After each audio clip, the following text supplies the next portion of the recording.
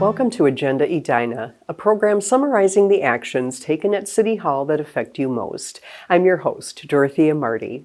A development team has secured approvals for a redevelopment of the 9-acre site of the current Macy's Furniture and Mattress Gallery on France Avenue. Enclave companies and lifestyle communities have secured approvals to subdivide the property into 3 separate lots with plans for 4 new buildings. The existing Macy's store will be relocated and the existing building will be razed. Earlier this month, the City Council rezoned the property as a planned unit development and approved the final plot and site plan for the project. One of the buildings will be an 11-story condominium building with office space and either a restaurant or retailer on the street level. Another will be a 7-story mixed-use building with apartments. The other 2 will be 7-story apartment buildings. One of those will also have space for a restaurant. Each building will include internal parking for residents, employees, and customers. The street-level parking stalls would be available to the general public. The site plan is arranged with new roadways, new sidewalks, and new landscaping areas that are available to the general public.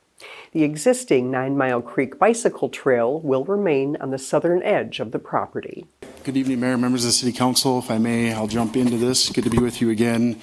We were told we want the look and feel of the promenade to flow all the way up through the site, so it feels like the promenade is actually being expanded into the property. We can see the swooping designs of the landscaping islands, the large landscaping islands, now they're bermed, but the level of planting and the intensity and complexity of planting here mimics the schedule for the promenade. So for the casual user walking in and out of the site, the intent is for it to feel like an expansion of the promenade versus private property. The development team is working to obtain financing for the project.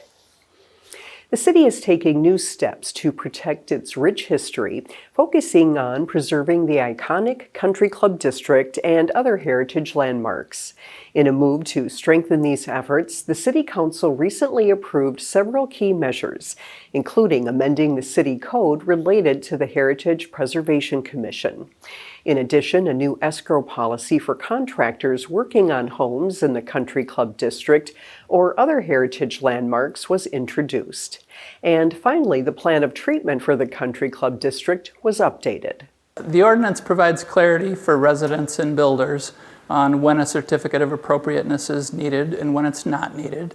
And it also provides a tool for staff, an enforcement tool, to make sure that what's been approved by the Heritage Preservation Commission is what's built. The Country Club District was developed in the 1920s, following models in Kansas City and several East Coast cities.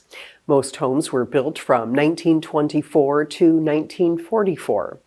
In 1983, the district was listed on the National Register of Historic Places for its use of zoning, cohesive design, and well-preserved concentration of homes in period revival architectural styles. In the early 1980s, 507 of the 555 homes, or 93%, were deemed to be contributing resources that retained sufficient historic integrity. In 2003, Edina designated the district as a heritage landmark and approved a plan of treatment to guide local preservation. A survey in 2019 found that 488 homes, or 88%, remained contributing resources and that the district is in an excellent state of preservation.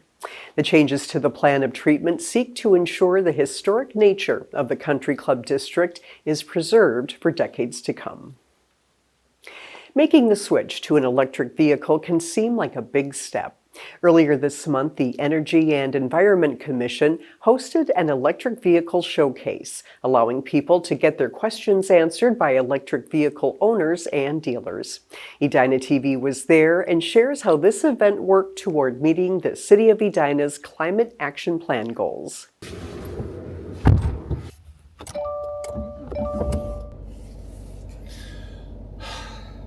Psst, you. Yes, you.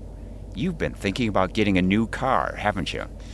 Ever thought about an EV? You know, an electric vehicle. I get it. You don't want to go to a dealer and get a big sales pitch. EVs are complicated, unreliable, and expensive, right? Wrong.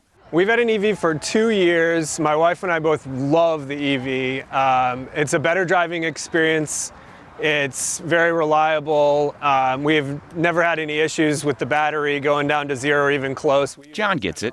And if you're like him, you're concerned about the environment.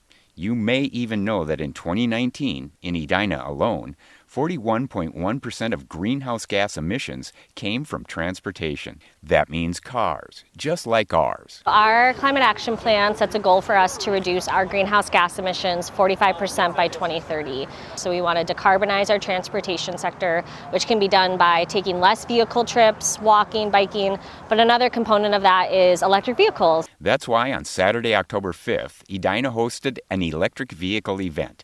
It offered residents the chance to see and touch a wide variety of electric vehicles, talk to both experts and local EV owners about their EV experience. We're trying to reach Edina neighbors and help folks make those connections. Still not sold? Maybe you're worried that it just doesn't have enough muscle. Initially, I was focused on the environmental footprint and wanting to do my part. And then I test drove an EV, and it's such a better driving experience. There's more torque. It's immediately available at all points in driving. You can accelerate out of anything if you need to. It's just more fun to drive. Hey, like the song says, the times they are a-changin', and Edina is on the leading edge of that change.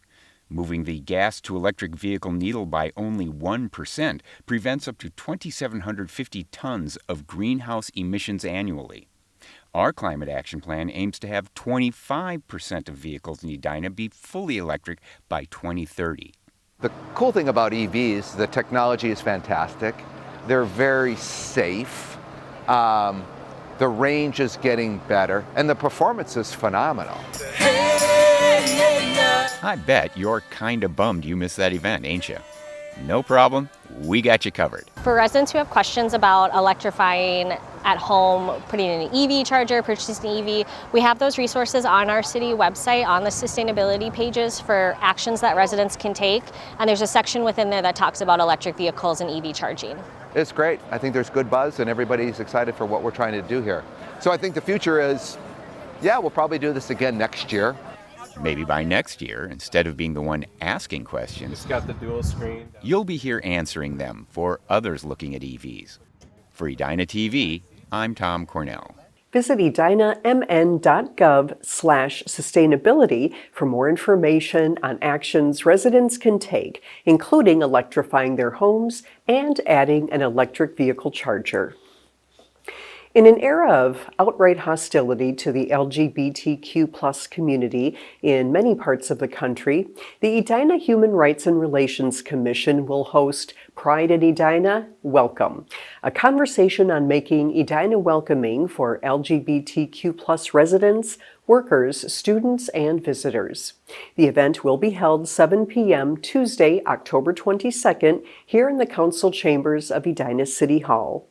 Presenting panelists are Senator Scott Dibble, who has served in the Minnesota State Senate for the past 22 years and is a statewide leader and advocate on LGBTQ+ issues, and Ellie Krug, author of Getting to Ellen and nationally known speaker on inclusiveness and transgender issues, emphasizing acceptance of the humanity in all of us. I hope to see you there. Thank you for watching this episode of Agenda Edina. I'm your host, Dorothea Marty.